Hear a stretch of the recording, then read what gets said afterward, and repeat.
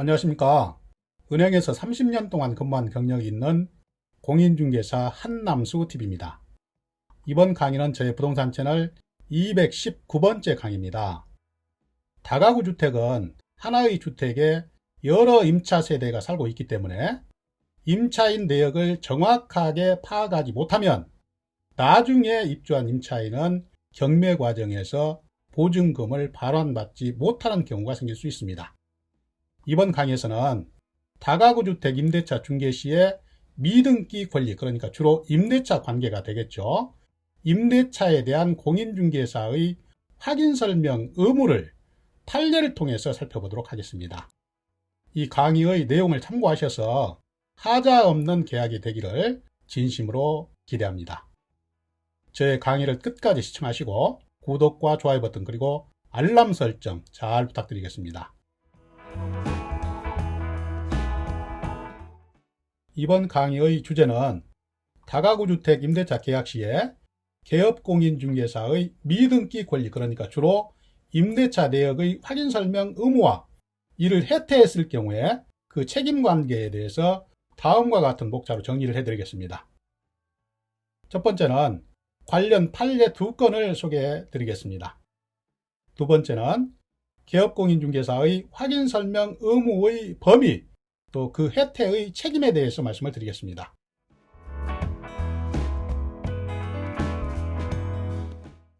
이제 본론 설명을 드리겠습니다. 이번 강의의 주제와 관련된 판례를 먼저 소개를 해드리겠습니다. 첫 번째 판례입니다. 미등기 권리, 그러니까 다가구 주택에서는 임대차 내역에 대해서 공인중개사가 어떤 내용을 확인 설명을 해야 되고 어떤 범위까지 확인 설명을 해야 되는지 대법원 판례를 통해서 살펴보도록 하겠습니다.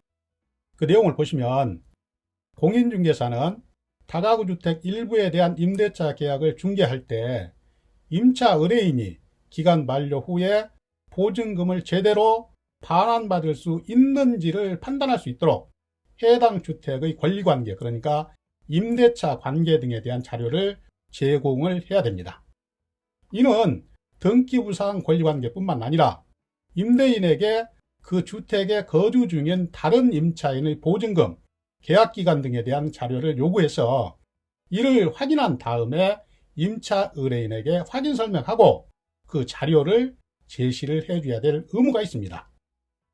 개업공인중개사의 의무라고 볼 수 있죠. 다음 두 번째 판례를 보시겠습니다. 개업공인중개사는 다가구 주택을 중개할 때 소액 임차인이 있는지, 또 향후에 있을 수 있는 경매 과정에서 임차인이 배당받을 수 있는지에 대해서 확인 설명을 해줄 의무가 있다. 대구지방법원의 판례를 보시겠습니다.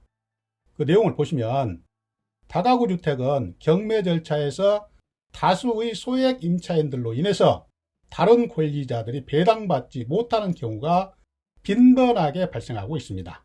따라서 공인중개사가 다가구 주택에 대한 임대차 계약을 중개할 때는 소액 임차인이 존재할 가능성, 또 장차 있을 수 있는 경매 절차에서의 배당 가능성에 대해서도 제대로 설명을 해줄 의무가 있다. 공인중개사가 임차인에게 설명을 해줄 의무가 있다는 얘기예요.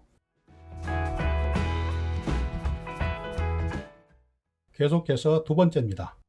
다가구 주택의 임대차 계약을 중개하는 개업공인중개사는 현재의 임대차 계약, 그러니까 기존의 임대차 계약을 어디까지 확인 설명을 해줘야 되는지, 그리고 이러한 확인 설명 의무를 해태했을 때 어떤 책임을 부담해야 되는지, 여기에 대해서 판례 등을 참고로 해서 말씀을 드리겠습니다.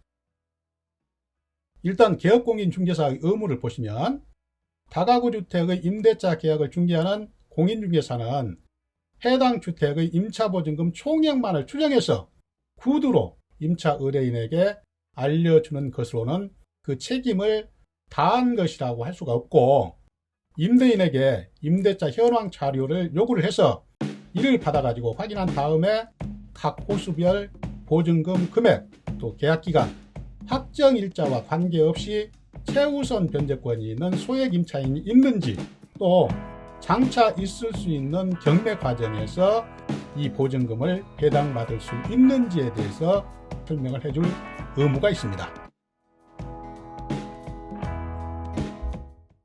다음은 개업공인중개사의 의무 두 번째입니다.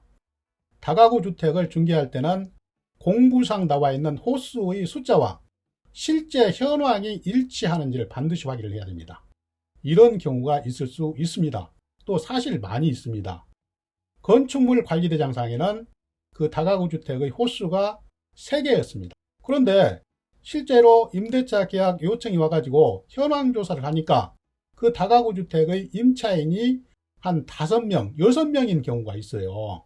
그런데 이 임대차 계약이 그대로 돼 있다 하더라도 아무 문제가 없으면 정말로 문제가 없죠. 그런데 이 다가구 주택에 대해서 경매가 들어간다. 그럴 경우에 법원에 따라서는 건축물 관리대장에 나와 있는 호수 이외에는 배당을 해주지 않는 경우가 있어요. 그렇기 때문에 이러한 사실을, 그러니까 건축물 대장에 나와 있는 호수가 아닌 호수를 임대차 계약을 중개할 때는 임차인에게 이러한 사실을 반드시 사전에 얘기를 해줘야 됩니다.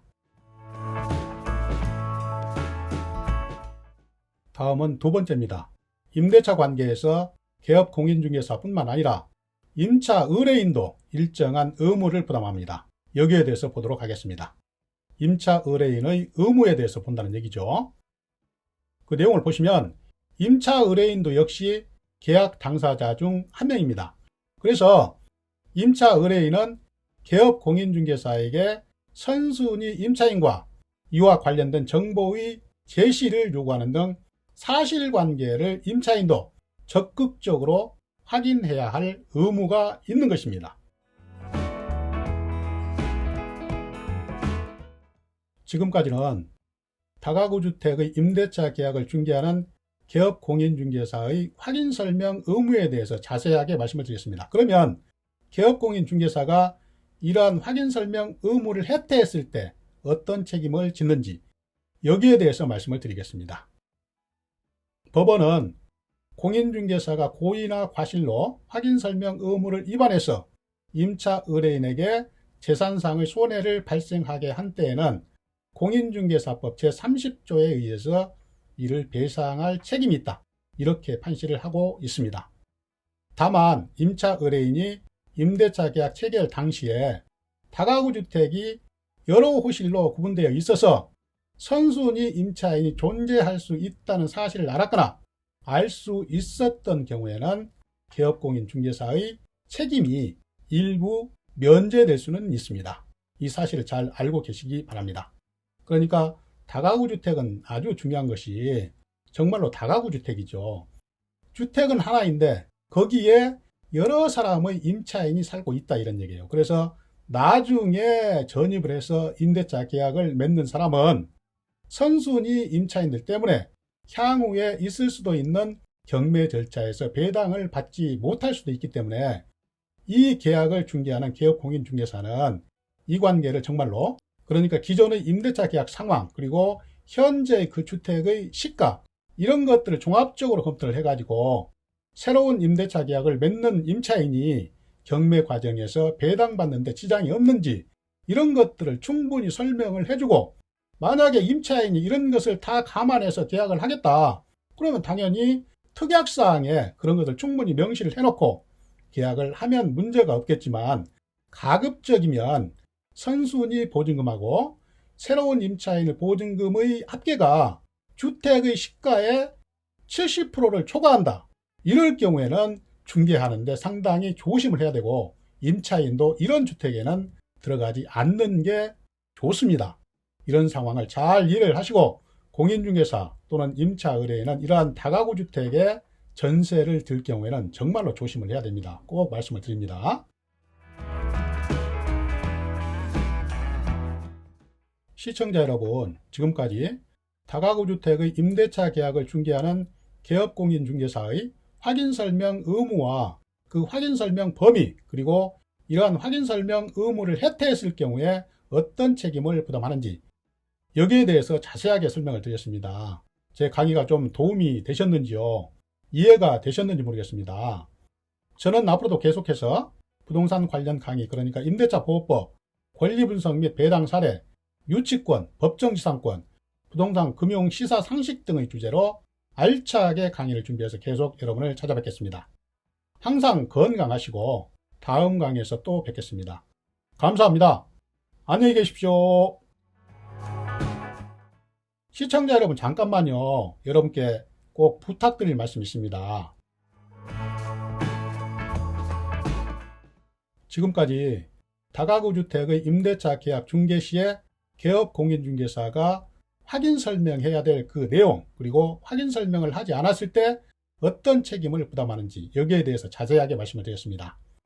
지금까지 제 강의가 여러분께 조금이라도 도움이 되셨다고 생각되시면 구독 버튼과 좋아요 버튼 잘 부탁드립니다. 이 구독과 좋아요 버튼, 그리고 알람 설정은 강의를 하는 저에게 힘의 큰 원천입니다. 마지막으로 꼭 잘 부탁드리겠습니다.